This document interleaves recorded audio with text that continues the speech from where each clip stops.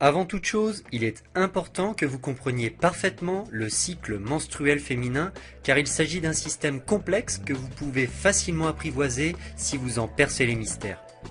De la puberté à la ménopause, les femmes vivent chaque mois un cycle menstruel. La durée de ce cycle est de 28 jours en général, mais il peut varier entre 21 et 45 jours selon les femmes. Un cycle commence dès le premier jour de règles et se termine le premier jour des règles suivantes et peut se décomposer en 3 phases. La phase menstruelle, qu'on appelle communément période de règles, et qui dure entre 1 et 5 jours. Cette phase se caractérise par la perte de sang provoquée par une chute du taux d'hormones sous l'action des ovaires. Tout ceci crée le détachement de la muqueuse utérine interne sous forme de sang. Il y a également la phase folliculaire qui s'étend du 6e au 14e jour après le début des règles. Ici, le taux d'œstrogène augmente dans le sang, ce qui permet la reconstitution de la muqueuse utérine.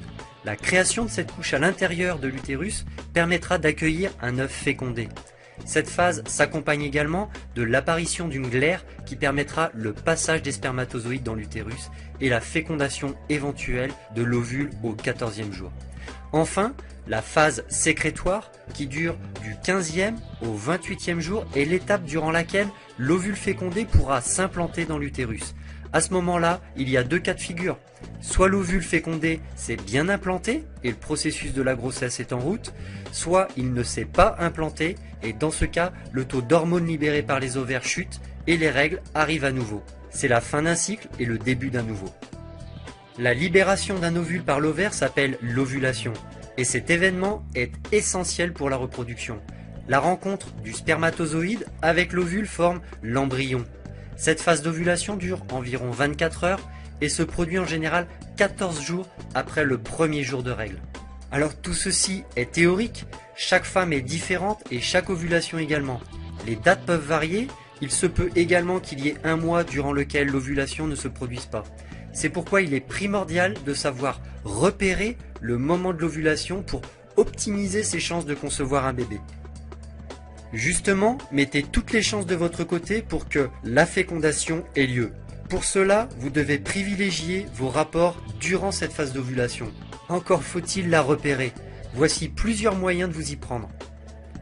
La première chose que vous devez faire est de déterminer la durée de votre cycle. Est-ce que c'est 22 jours, 28 ou bien 32 jours? Voici comment faire. Notez sur votre calendrier la date précise du début et celle de fin de vos règles. Faites cela pendant 2 ou 3 mois. Vous parviendrez ainsi à déterminer plus précisément la durée de vos cycles. Une chose est sûre, la phase qui suit l'ovulation et qui précède donc les règles est toujours de 14 jours. Vous pouvez donc calculer la date d'ovulation grâce à un calcul très simple.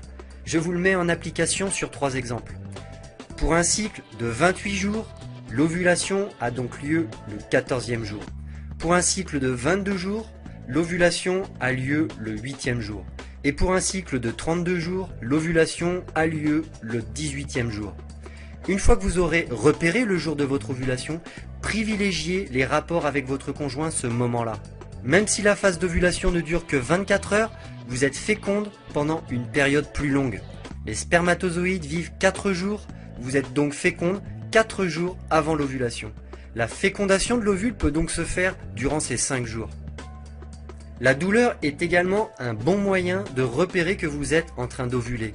Cette douleur décrite comme un tiraillement dans le bas du ventre est assez semblable à la douleur ressentie pendant les règles au niveau des ovaires.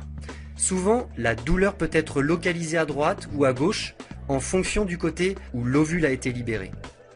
La courbe de température est une technique ancestrale pour déterminer une ovulation.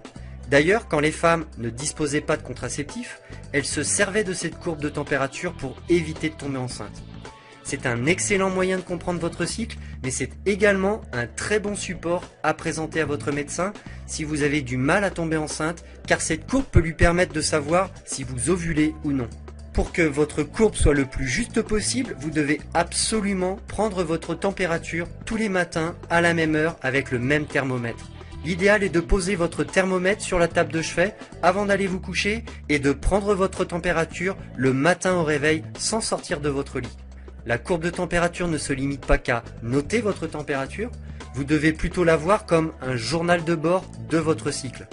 Notez-y vos rapports, la prise éventuelle de médicaments et tous les détails susceptibles d'avoir un impact sur votre courbe. Sur votre courbe de température, vous pouvez distinguer deux phases. La première phase de 14 jours, durant laquelle la température oscille entre 36,1 et 36,7, puis la seconde phase de 14 jours durant laquelle la température passe la barre des 37 degrés juste après l'ovulation. L'ovulation a donc lieu entre ces deux périodes et plus exactement le dernier jour de la première phase quand la courbe est la plus basse. La glaire cervicale est un liquide sécrété par le col de l'utérus sous l'effet des hormones. Son rôle est de permettre la fécondation de l'ovule en facilitant le passage des spermatozoïdes au niveau du col de l'utérus juste avant l'ovulation.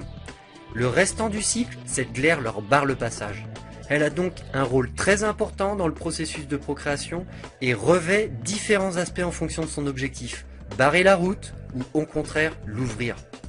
Il est donc important de savoir repérer cette glaire et ses différentes apparences afin de savoir si vous êtes en phase d'ovulation. Si vous êtes en phase d'ovulation, votre glaire aura alors pour but de faciliter le passage des spermatozoïdes. Elle aura alors une consistance filante et translucide. En revanche, si vous n'êtes pas en phase d'ovulation, elle aura alors pour but de stopper les spermatozoïdes. Son apparence sera alors opaque et épaisse.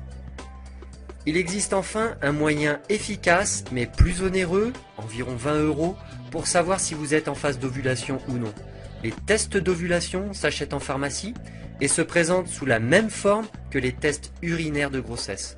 Ces tests très sensibles détectent votre pic d'hormone LH qui précède de 24 ou 48 heures la libération de l'ovule. Pour plus de fiabilité, ces tests s'effectuent sur plusieurs jours. Vous faites le premier au 12e jour environ et vous recommencez jusqu'à noter l'augmentation de l'hormone LH. Quand le test est positif, c'est-à-dire que vous avez atteint votre pic d'hormones, alors c'est que votre phase d'ovulation est sur le point de commencer. Malgré toutes ces méthodes pour repérer le moment de votre ovulation, il se peut que vous notiez une absence d'ovulation pendant un mois ou plusieurs mois.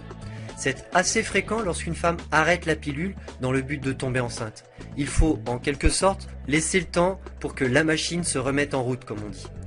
Donc ne paniquez pas tout de suite en vous mettant en tête que vous êtes stérile car vous n'ovulez pas. Laissez quelques mois à votre corps. Et si au fil du temps vous constatez que ces troubles d'ovulation persistent encore, parlez-en à votre gynécologue. Il existe des médicaments qui agissent comme des petits coups de pouce pour aider le corps à retrouver un cycle normal.